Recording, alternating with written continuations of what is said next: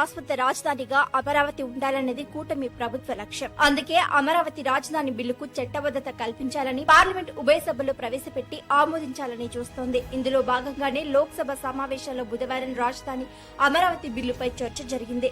చర్చలో పాల్గొన్న 11 పార్టీలు అంటే వైసీపీ మినహా అన్ని అమరావతి చట్టబద్దత బిల్లుకు మద్దతివ్వడంతో ఏకగ్రీవంగా సభ ఆమోదం తెలిపింది. ఇక గురువారం ఇదే బిల్లును రాజ్యసభలో ప్రవేశపెట్టాలని ఏపీలోని కూటమి ప్రభుత్వం నిర్ణయించింది. అమరావతి చట్టబద్దత బిల్లు లోక్సభ ఆమోదం తెలపడంతో ఏపీలోని ఉత్తరాంధ్ర, రాయలసీమ ప్రాంతాలకు అన్యాయం జరుగుతోందా?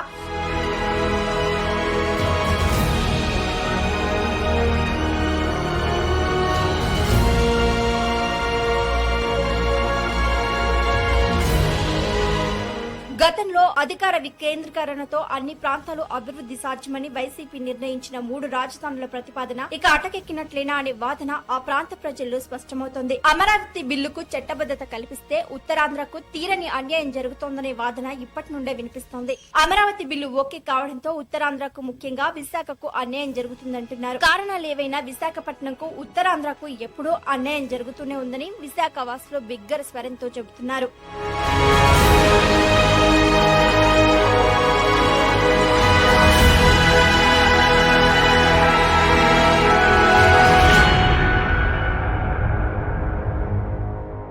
ఆంధ్రప్రదేశ్ రాజధాని అంశం మరోసారి తెరపైకొచ్చింది. అమరావతి ఏపీకి శాశ్వత రాజధానిగా ఉండాలని మొదటి నుంచి అదే అజెండాతో కోస్తాంధ్రలో భూసేకరణ చేపట్టింది ప్రస్తుతం అధికారంలో ఉన్న కూటమి ప్రభుత్వం. రాజధాని అమరావతి అని ఫిక్స్ అయిపోయి పలు నిర్మాణాలను చేపట్టింది. అయితే ఉమ్మడి ఆంధ్రప్రదేశ్ రెండుగా విడిపోయిన తర్వాత జరిగిన పరిణామాలతో మొదటిసారి ఆంధ్ర రాష్ట్ర ప్రజలు చంద్రబాబుని గెలిపిస్తే అమరావతిని రాజధానిగా వరల్డ్ క్లాస్ క్యాపిటల్ గా మార్చాలని 1000 ఎకరాల భూసేకరణ చేపట్టారు. అయితే ఈ నిర్ణయం రాష్ట్రంలోని అన్ని ప్రాంతాల ప్రజలు ఆమోదించడంతో రాజధాని నిర్మాణ ప్రణాళిక రూపుదాల్చింది. ఆ తర్వాత వైసీపీ అధికారంలోకి రావడంతో రాజధానిగా అమరావతి ఒకటే ఏర్పాటు చేస్తే మిగిలిన ప్రాంతాలు అభివృద్ధి చెందవని, భవిష్యత్తులో మరోసారి రాష్ట్ర విభజన అంశం తెరపైకి వచ్చే అవకాశం ఉందని భావించి అధికార వికేంద్రీకరణ పేరుతో 3 రాజధానుల ప్రతిపాదన తెచ్చారు. అందులో భాగంగానే అమరావతి, కర్నూలు, విశాఖపట్నం పేర్లను ప్రతిపాదించారు. ప్రత్యేక రాష్ట్రంగా విభజన జరిగిన తర్వాత మూడోసారి జరిగిన ఎన్నికల్లో ఆంధ్ర రాష్ట్రంలో కూటమి ప్రభుత్వాన్ని ప్రజలు సంపూర్ణ మద్దతుతో అధికారాన్ని కట్టబెట్టారు. దీంతో రాష్ట్ర ప్రజలు అమరావతిని రాజధానిగా కోరుకుంటున్నారనే విషయాన్ని బీజేపీ, టీడీపీ, జనసేన చెబుతూ వస్తుంది. అందులో భాగంగానే బుధవారం లోక్సభలో అమరావతి బిల్లు ఆమోదం పొందడంతో ఇప్పుడు ఉత్తరాంధ్ర ప్రజలు ఆగ్రహం వ్యక్తం చేస్తున్నారు. అమరావతి బిల్లు ఓకే కావడంతో ఉత్తరాంధ్రతో పాటు ముఖ్యంగా విశాఖకు అన్యాయం జరుగుతోందని ఉత్తరాంధ్ర ఉద్యమకారుడు విహెచ్పి ప్రతినిధి ఫణీంద్ర తెలిపారు. ఆంధ్ర రాష్ట్రం యొక్క రాజధాని ఏర్పడడం అనేది, అదేవిధంగా అమరావతి యొక్క రాజధాని అనేది బిల్లు పాస్ అవడం అనేది చాలా ఆనందదాయకంగా ఉంది. అంతేకాకుండా కొన్ని వందల మంది, వేల మంది యొక్క రైతుల యొక్క ఈ రోజు వరకు నిరాహార దీక్షలు చేసి పట్టడన్నం పెట్టే రైతు నిరాహార దీక్ష చేసి సాధించుకున్నటువంటి యొక్క అమరావతి యొక్క రాజధాని అనేది చాలా బిల్లు పాస్ అవడం చాలా ఆనందదాయకం. ఈ రోజు వరకు కూడా ప్రపంచంలోనే ఆంధ్ర రాష్ట్రానికి ఒక రాజధాని లేనటువంటి దిక్కు దివడలేని పరిస్థితి మనం చూస్తున్న పరిస్థితి చూస్తాం.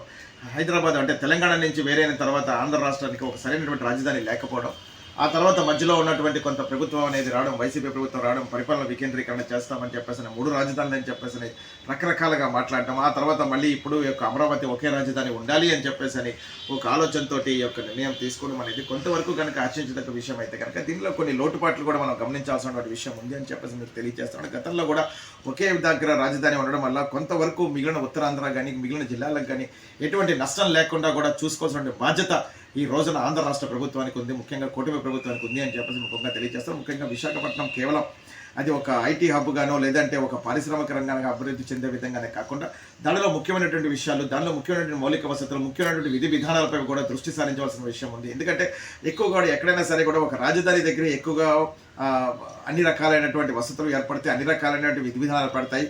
ప్రపంచంలో కూడా రాజధానికి ఎక్కువ ఉన్నటువంటి పెట్టుబడులు కూడా ఎక్కువ వచ్చేటువంటి అవకాశం ఉంది. కాబట్టి దీని సరైనటువంటి రీతిలో ఒక సెన్సిటివ్ విషయాన్ని ఎన్డీఏ కూటమి ఆంధ్ర రాష్ట్ర ప్రభుత్వం దీన్ని ఒక పరిశీలనలో భాగంగానే ఎక్కడెక్కడ ఏ జిల్లాలకి ఏ విధంగా అవసరం ఉంటుంది, ఏ జిల్లాలో ఎంతవరకు మేరకు అభివృద్ధి చెందొచ్చు, ఏ జిల్లాలో ఏ విధంగా అభివృద్ధి చెందితే బాగుంటుందని చెప్పేసి సరైనటువంటి రీతిలో ఎన్డీఏ కూటమి కనుక ఆలోచన చేసినట్టయితే కనుక ఇటు భారతీయ జనతా పార్టీ కానీ, టీడీపీ కానీ, అదేవిధంగా జనసేన కానీ అందరూ కూడా కూర్చుని ఒక ఆలోచనతోటి ప్రతి జిల్లాలకి సరైనటువంటి రీతిలో ఒక ప్రాముఖ్యత వచ్చే విధంగా, ప్రతి జిల్లాలో సరైనటువంటి డెవలప్మెంట్ వచ్చే విధంగా, ప్రతి జిల్లాలో సరైనటువంటి విధి విధానాలు ముందుకు వెళ్ళేటువంటి విధంగా ఈ ప్రతి జిల్లాల్లో కూడా వాడి యొక్క మౌలిక వసతులను పెంపొందించే పెంపొందించే విధంగా ఈ యొక్క రాజధాని అమరావతి కేవలం ఒక రాజధాని దగ్గరే కాకుండా మిగిలిన అన్ని జిల్లాల్లో కూడా సరైనటువంటి రీతిలో అభివృద్ధి చెందే విధంగా ఈ యొక్క ఎన్డీఏ కూటమి పని చేయాలని చెప్పేసి ఆశిస్తున్నాం. అంతేకాదు ఎన్డీఏ కూటమికి సరైనటువంటి విధి విధానాలమైన అవలంబించాల్సిన వ్యవస్థ ఉంది.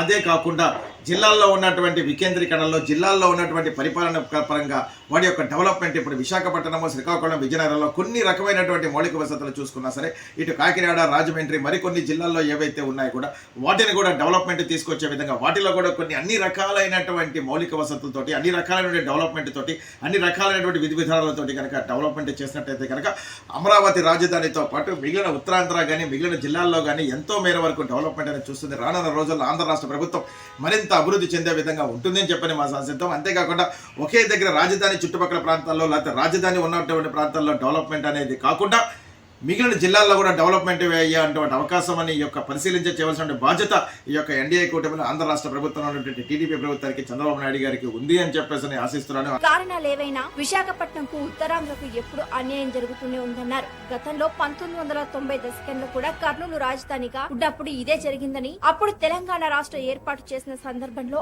ఆంధ్రప్రదేశ్ విభజన తర్వాత కూడా విశాఖపట్నంకు ప్రాధాన్యత పోయిందన్నారు. అయితే 3 రాజధానుల నిర్ణయంతో విశాఖ నగరం ఆర్థిక రాజధానిగా అంతర్జాతీయ గుర్తింపు దక్కుతోందని భావించిన విశాఖ ఉత్తరాంధ్ర ప్రజలు ఇప్పుడు అమరావతి బిల్లు చట్టబద్ధత కల్పించడంపై పెదవి విరుస్తున్నారు. 2019 తర్వాత వైసీపీ 3 రాజధానుల నేపథ్యంలో విశాఖపట్నంని ప్రధాన రాజధానిగా ఎంచుకుంది. అయితే అప్పుడు సంతోషపడ్డ ఉత్తరాంధ్రకు వికేంద్రీకృత ఇతరాత్ర అంశాలన్నీ హర్షం కలిగించాయి.